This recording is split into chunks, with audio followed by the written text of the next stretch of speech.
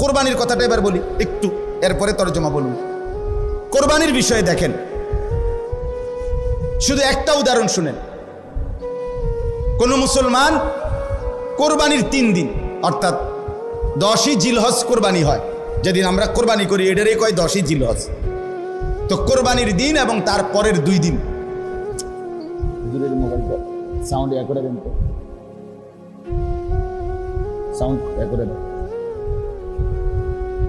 তো 10, 11, 12 জিলহজ মাসের এই 3 দিন মানে কোরবানির দিন আমরা যেটারে বলি, তারপরের 2 দিন সহ এই 3 দিনের ভিতরে যদি কারো কাছে 52.5 বড়ি রূপার সমপরিমাণ টাকা মূল্য থাকে তাহলে তার উপরে কোরবানি ওয়াজিব।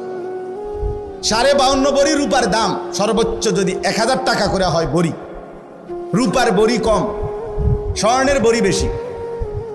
রূপার বড়ি 1000, 1200, 1300, কখনো কখনো 2700 টাকাও হয়।